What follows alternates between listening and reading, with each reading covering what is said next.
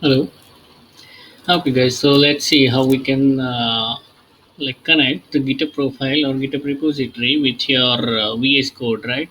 So you can save all your files on the local, and whenever you make changes in the local files, like any program, you can say in a simple one line code. If you are editing in a local, you can just push it on the internet. Actually, in the GitHub repository, and that way your code is saved in the repository. Let me show the example. See, I have this python practice repository, and I have all the folder structure, and I have some python notebooks, jupyter notebooks here.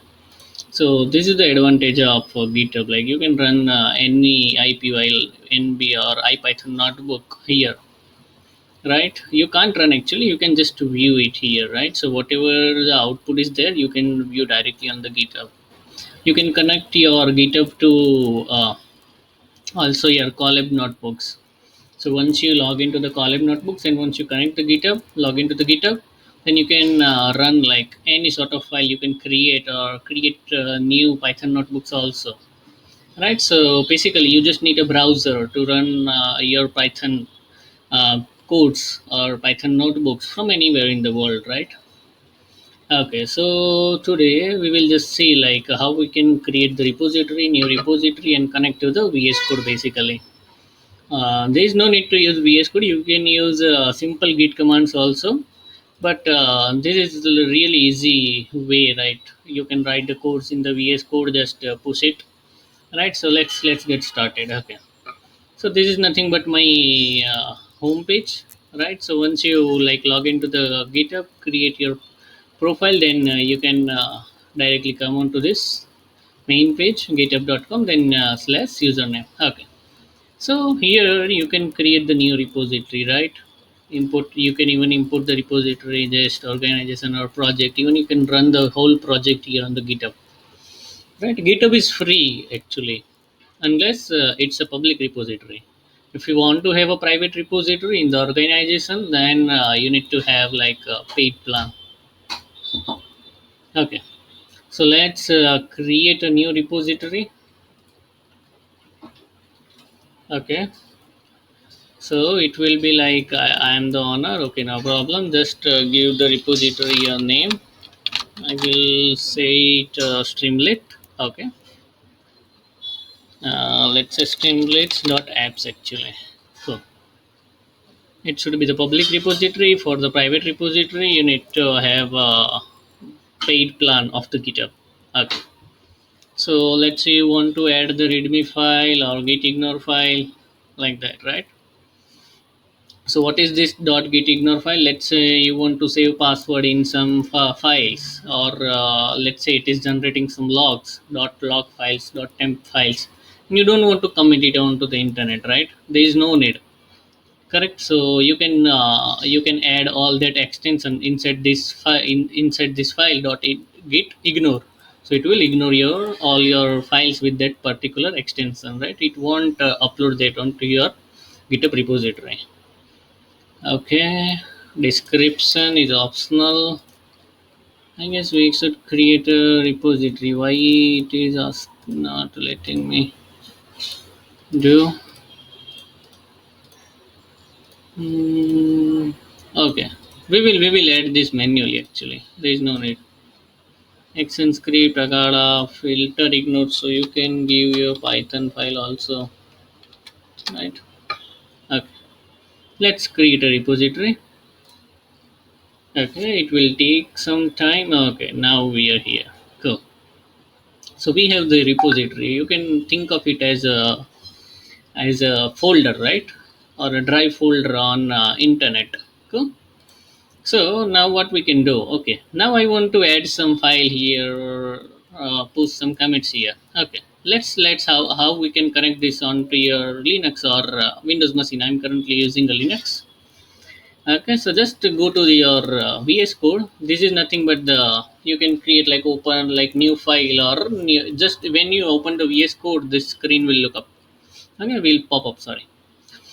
Now you can directly write a new file here, or open a folder whichever you have on the local machine, or you can clone repository. So this is nothing but the connect, how we can connect to the GitHub. So just click on the clone repository, clone from GitHub, right?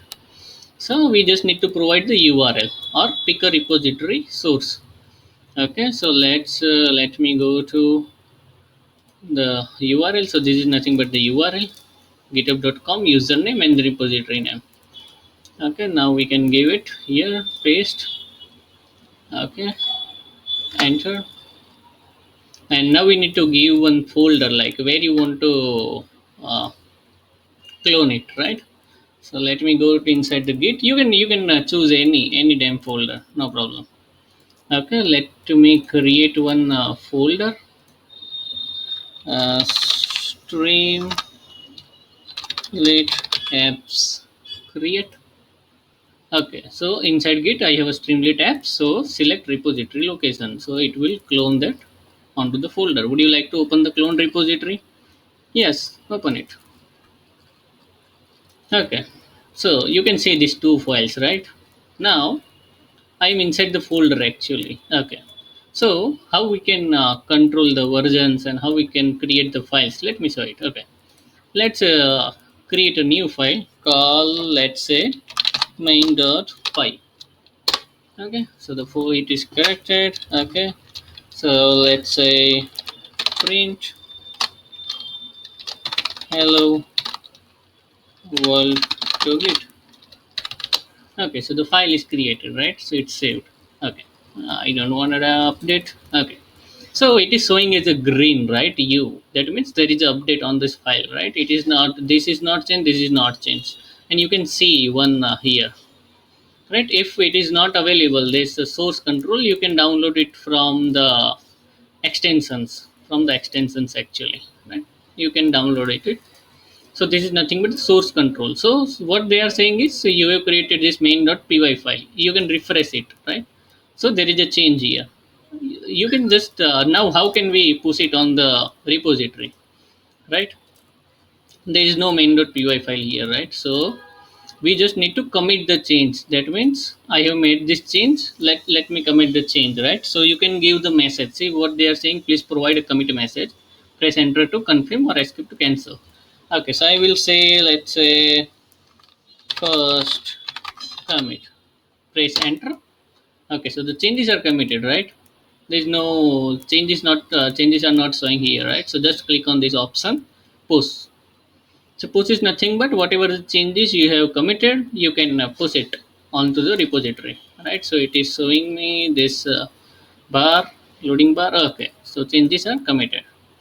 Okay, let me see if it is here or not. Let me just refresh it.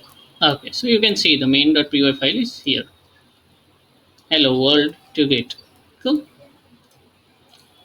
Okay, now how can I make the changes and why it is so useful, right? So there is no like green bar or green highlighter here. That means there is no changes, right? So let me just go to main py again and let me do some changes. Print second change. So it is saying m, right, in the gray highlighted form. So m means it is modified. Correct. So and it is showing one change here, right? So if I go to here, you can actually compare it also. Discard changes, you can state changes, right? You can even see like what are the changes. I am not sure. Yeah, this is the timeline. So this was the first commit. Then I have some changes which is uncommitted. Okay, I can also compare it. I am not sure where we can. Select to compare. Select for compare now. So the from the first commit and this change, I have this change only, right? So 2 plus, that means this line is added here. Correct. So I can create. See, this first commit is nothing but from nothing. There was a blank file. I just added one line, and these uncommitted changes I have added one more line. Right. So you can basically compare like what changes I have made. Right. So this is nothing but the GitHub. You can take any crash course on a GitHub on YouTube, right? So it's really easy and useful too, right? So now I have one modified change. I can even discard the changes if I don't want. and let me just commit it.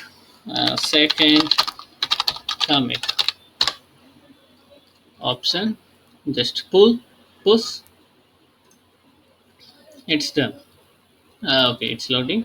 Okay, so let me just refresh it here, and just go to the main.py file. Okay, so I have the changes here, right? So it is saved on the cloud GitHub for free, as long as your repository is public, right? So anyone can go to your repository, download the program. So it is public actually, and it is free, right? So this is the power of open source.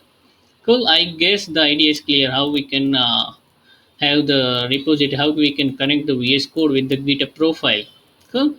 If you are connecting for the first time, maybe then it may ask for your username and password, right? On the first step, right? When we clicked on that clone the repository, right? Clone repository, and I gave the URL. That time, if it is your first time on this computer, right? So you need to give the username and password. If it prompts for, right, then you can make the changes and everything. I guess it won't ask you for the password for clone repository, but whenever you need to push the changes or make any changes, then it is definitely like you should log into your GitHub profile. Okay, guys, so that's it for today.